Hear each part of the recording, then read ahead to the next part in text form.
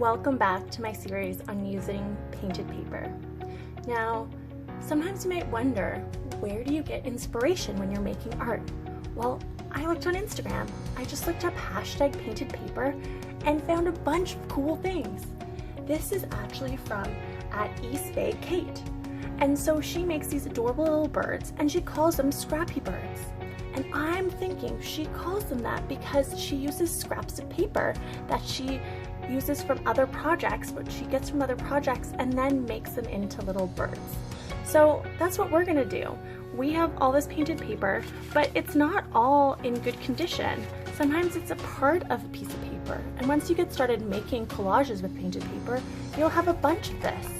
And you know what? Sometimes make it into a bird. All right, let's get started. Okay, so first I'm gonna go on a hunt for the perfect part of a paper for my bird. Now I know a lot of times when I'm doing videos I talk about going right to the edge, but when you want to get a really cool moment in painted paper, sometimes you have to dip right into the middle. This is a good option right here.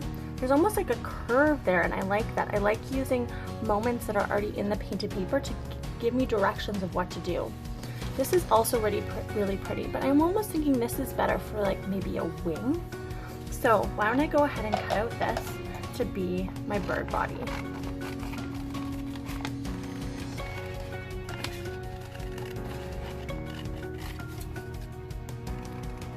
Now East Bay Kate, when she made her birds, she had kind of the semicircle that is elongated, sort of like a basketball court, like the end zone area. So this is the shape I'm meeting. So think of that as the free throw line, and then that is the three-pointer line, and here's where the basketball net would be. So now we have our body. That's great. And so now we need to start thinking about finding a wing. And when I was looking at the paper, this paper looked really beautiful. And maybe something in here, it's kind of over here, looks sort of feathery.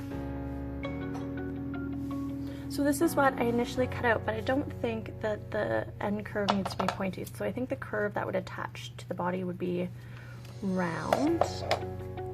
And something that we're dealing with when we're making this art project, we're actually going to be thinking a lot about proportion, which is a principle of art, and shapes. So we're going to be making shapes to make our bird, and then we're going to be using proportion to cut out shapes that work to make the bird look like a bird.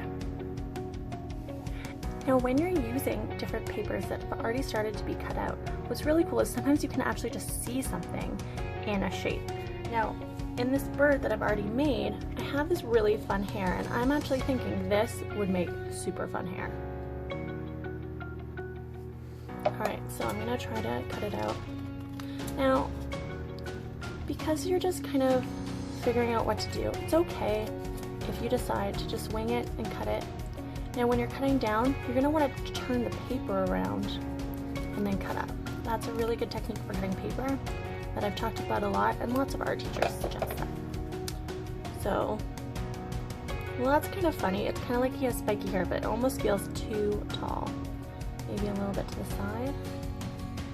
Okay, well, I'm going to leave this as an option for the hair, but maybe I might cut it up something else and see if it works better. Alright, I'm trying out something for the tail. I wonder what you guys are thinking about it. Alright, my bird is coming along. Now I just noticed this scrap of paper right here actually is sort of the shape of a nose, or a beak I mean. So that'd be kind of fun to just use a scrap that we just find, or this one here. What do you think? I think either could work. It's totally a personal preference. I think I'm going to go with the blue. And then next is just gluing and adding your ink. Actually, we should try one more little headdress. Alright, so I tried out a new sort of headdress for the bird. And do you see what I see? That looks like a pineapple. And I debated if I wanted to keep this one so it didn't look like a pineapple, or this one so it does. And you know what I came to the conclusion of? That's gonna be my bird, and I'm gonna name him Pineapple Bird. Okay, so the next step is gluing. Now the first thing you want to do is glue the objects that are on the top of the bird to the bird. So the eyeball, and that was just, I cut out a circle and then added a black dot, and then the wing.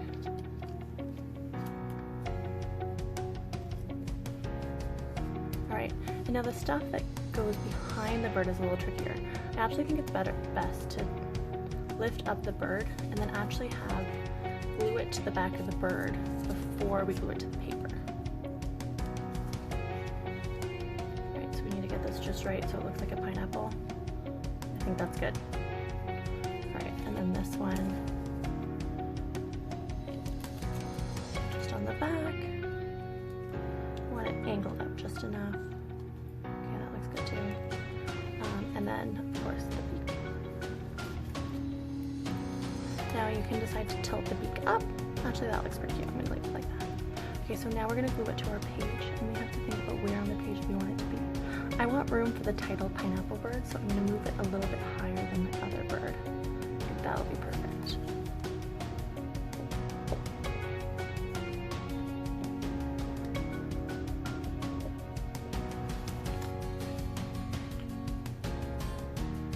And because you've glued on all the pieces together first, you can really center the bird nicely on the paper, which is great. Alright, what's missing? You said legs. You're right. I've decided my pineapple bird has short legs. Alright, so now I've glued on my bird, I've added the feet, and I've added a title. Actually, the title was a little bit off-center, so I added a little icon of a pineapple just so it would be more centered. And there you have it. This was our art lesson video on how to make a really cool bird inspired by the Scrappy Birds of East Bay, Kate. I hope you had a wonderful day and have fun making these awesome painted paper birds. Bye.